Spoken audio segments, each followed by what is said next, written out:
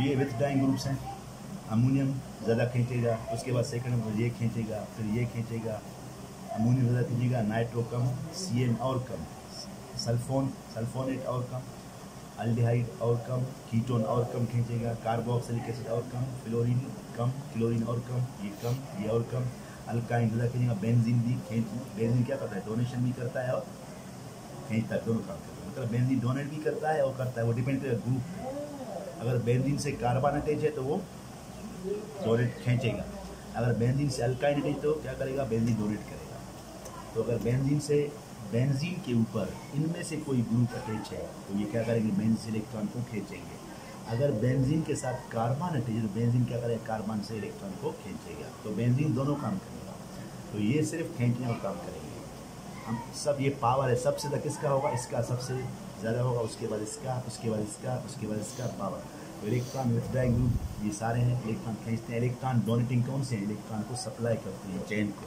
तो जब electron donating group electron supply करेंगे तो चेन में इलेक्ट्रॉन डेंसिटी क्या होगा, बढ़ जाएगा।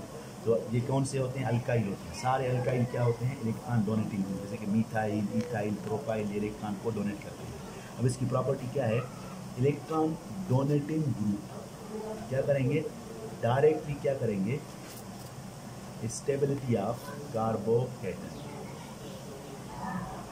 मतलब जितने इलेक्ट्रॉन डोनेटिंग ग्रुप किस पे अटैच होंगे, कार्बन प्लस पे, उस कार्बन की स्टेबिलिटी क्या होगी, सबसे ज़्यादा होगी। इलेक्ट्रॉन डोनेटिंग ग्रुप क्या करेंगे, कार्बोकैटायन की स्टेबिलिटी को बढ़ाएंगे। दूसरा, electron donating group stability of free radical, stability of free radical, जो फ्री रेडिकल है उसकी स्टेबिलिटी को बढ़ाएंगे।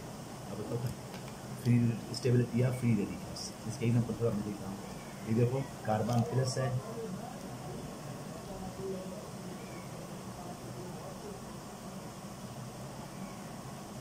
ये कार्बन प्लस है,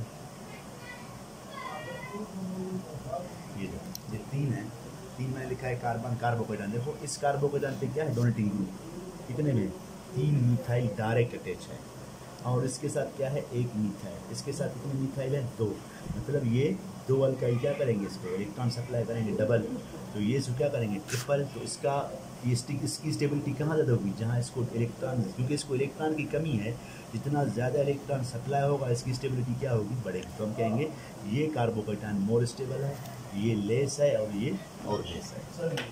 तो this is the main thing. दूसरा, stability of the free radical, free radical भी सेम है, फ्री रेडिकल भी सेम होगा। देखिए फ्री रेडिकल मतलब ये वाला देखो, CH3 CH2, इस पर क्या है, एक इलेक्ट्रॉन, CH3 CH, ये दूसरा, इसी तरह ये तीसरा है CH3, ये फ्री रेडिकल है, CH3 और ये चौथा है। आपको पता है कि इन चारों में से मोर स्टेबल फ्री रेडिकल कौन सा है। फ्री रेडिकल क्या है, इसमें एक इलेक्ट्रॉन की कमी है, मतलब जितना फ्री रेडिकल को इलेक्ट्रॉन डोनेट होगा उतना उसकी स्टेबिलिटी क्या होगी, ज़्यादा होगी।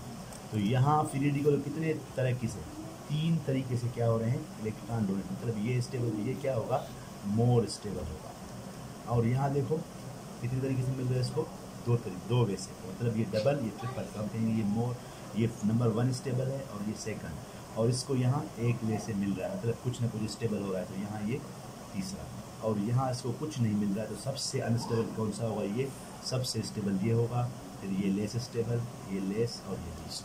तो इलेक्ट्रॉन डोनेटिंग स्पेशीज क्या करते हैं, ये स्टेबिलिटी ऑफ फ्री रेडिकल को बढ़ाते हैं, स्टेबिलिटी ऑफ कार्बोकैटायन को बढ़ाते हैं। दूसरा, electron donating species, electron donating direct किससे है, डायरेक्ट है basicity of amines. Electron donating species direct किससे है,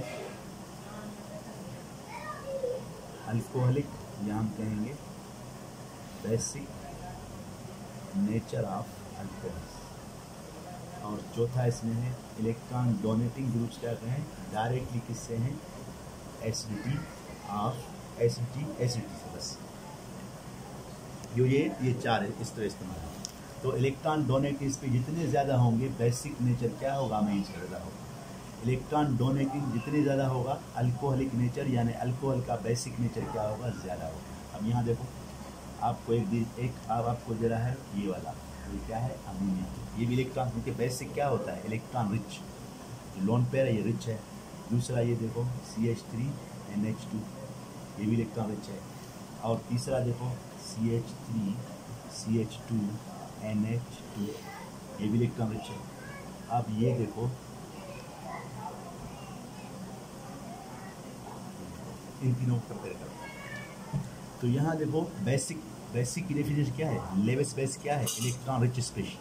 अब देखो इसके ऊपर लोन पेयर इलेक्ट्रॉन रिच है, इसके ऊपर लोन पेयर है, लेकिन इसको ये कार्बन भी क्या कर रहा है, यहाँ से इलेक्ट्रॉन डोनेट कर रहा है। तो इन दोनों में रिचनेस ऑफ इलेक्ट्रॉन कहाँ होगा, यहाँ ज़्यादा होगा, यहाँ कम होगा। और यहाँ जो डोनेशन है, ये कार्बन भी कर रहा है कुछ, और कुछ ये कार्बन भी कर रहा है। तो किसकी ज़्यादा होगी, इसकी बेसिक नेचर इससे क्या होगी। यहाँ देखो, यहाँ दोनों किससे अटैच है, डायरेक्ट। मैंने कहा कि इंडक्टिव डिस्टेंस के हिसाब से क्या होता है, कम। ये डायरेक्ट है तो ये डायरेक्ट दोनों सप्लाई कर रहा है, ये डायरेक्ट ये इनडायरेक्ट। तो इन दोनों में ज़्यादा कौन सा बेसिक होगा, हम कहेंगे ये जो है वो सबसे ज़्यादा बेसिक होगा, इसके बाद ये बेसिक होगा, उसके बाद ये लेस होगा, और सबसे कम ये होगा। तो हम करेंगे ये वाला CH3, तो ये करेंगे ये मोर बेसिक होगा, इससे ये इससे ये इससे। दूसरा अल्कोहल में आप देखो CH3OH, CH3OH, CH3CH2OH,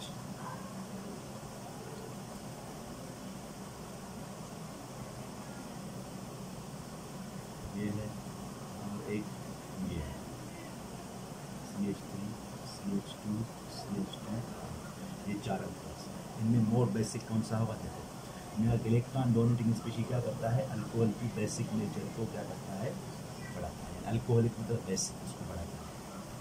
तो यहाँ देखो कितने हैं, यहाँ कितने सप्लाई होगा इसको, यहाँ से, यहाँ सिर्फ यहाँ से, यहाँ कितने से हो रहा है, 1 2 3, यहाँ कितने से हो रहा है, दो हैं, लेकिन ये क्या है, डायरेक्ट वाला क्या होता है, ज़्यादा होता है। तो इन तीनों में ज़्यादा डोनेशन कौन करेगा, ये वाला। तो हम कहेंगे, क्योंकि ये इसको क्या करेंगे, कार्बन डायरेक्ट देंगे। तो डायरेक्ट मतलब 5%, 10%, ये क्या करें इसको 5%, ये 1%, तो ये 5%, ये 0%।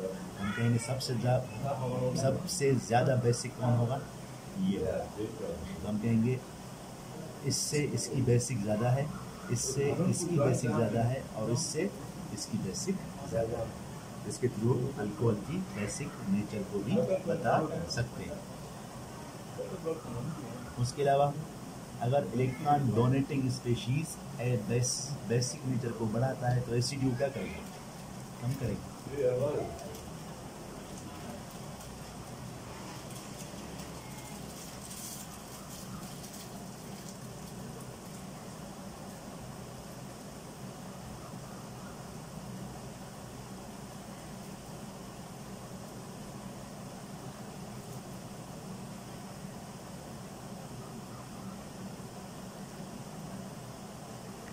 Acidic nature.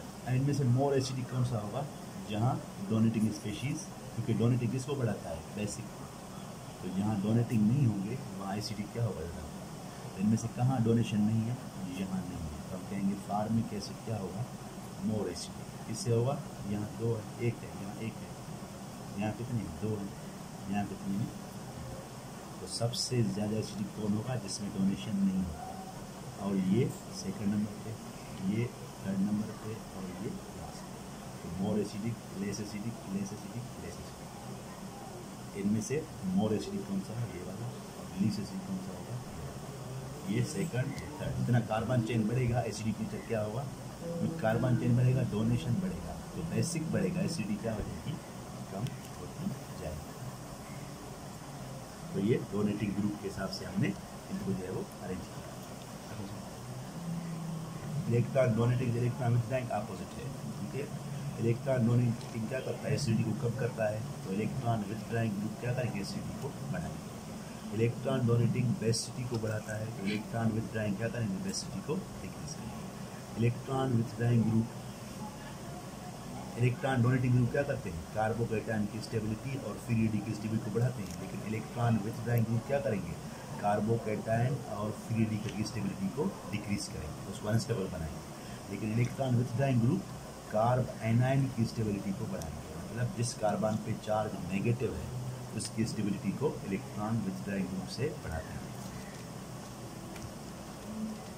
तो पहले इसको देखेंगे। अब ये देखो, ये आर्डर है, ये आर्डर है, इसके हिसाब से इसकी देखेंगे, इसका सबसे ज़्यादा होगा। यहाँ मैंने क्या लगाया है, फ्लोरीन, और ये है COOH, यहाँ CH2, यहाँ क्लोरीन है, ये COOH, यहाँ CH2, ये I है, ये COOH है, यहाँ CH2, ये Br है, ये COOH है। तो आपसे पूछ रहा है इन चारों एसिड्स में किसकी एसिडिटी सबसे ज़्यादा है। चारों में क्या लगे हुए हैं, इलेक्ट्रॉन विथड्राइंग ग्रुप। अब किसकी पावर ज़्यादा है, फ्लोरीन की। ये नंबर 1 होगा मोर एसिडिक, उसके बाद ये नंबर 2, उसके बाद ये नंबर 3, और ये क्या होगा, नंबर 4। इलेक्ट्रॉन विथड्राइंग ग्रुप क्या करेगा, एसिडिटी को बढ़ाएगा। तो ये दूसरा देखो, CH2 है, इसके साथ क्या लगा हुआ है, NO2 COOH। CH2 है, इसके साथ क्या लगा हुआ है, CN COOH। CH2 है, इसके साथ क्या लगा हुआ है, SO3H COOH। CH2 है, इसके साथ क्या लगा हुआ है,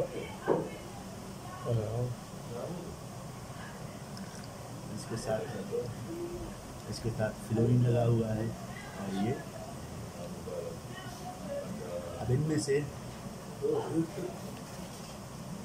और ये है CH2, इसके साथ NH3 प्लस लगा हुआ है। अब इनमें बताओ, इनमें मोर एसिडिक कौन सा होगा, इन सब में मोर एसिडिक कौन सा होगा, इन सब में से मोर एसिडिक कौन सा होगा। देखो इसमें क्या लगा हुआ है, NO2, इसमें क्या लगा हुआ है, CN, इसमें क्या लगा हुआ है, SO3H, इसमें क्या लगा हुआ है, NH3 प्लस, इसमें क्या होगा। अब इनमें जो है वो सबसे, अब इनकी पावर देखें, सबसे ज़्यादा पावर किसकी है, NH3 प्लस, हम कहेंगे this is number 1 more acidic. उसके बाद कौन सा होगा, ये होगा। उसके बाद कौन सा होगा, दिस इज 3rd पे। उसके बाद कौन सा होगा, ये 4 होगा। उसके बाद दिस विल बी लास्ट, सबसे एसिडिक ये, उसके बाद ये, उसके बाद ये, उसके बाद ये, उसके बाद ये। तो इलेक्ट्रॉन विथड्राइंग ग्रुप क्या करेंगे, एसिडिटी ऑफ कार्बोक्सिल को बढ़ाएंगे। एक ये चीज़ है,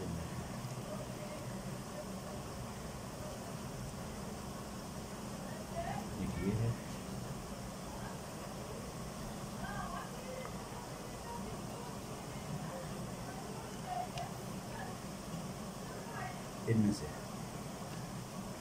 इनमें से मोर एसिडिक कौन सा होगा, इनमें से कौन सा होगा, क्योंकि दोनों में फ्लोरीन है, लेकिन यहाँ फ्लोरीन किस कार्बन पे है, 3rd पे, यहाँ किस पे, 2nd पे। इनका के डिस्टेंस के हिसाब से इंडक्टिविटी क्या होता है, कम।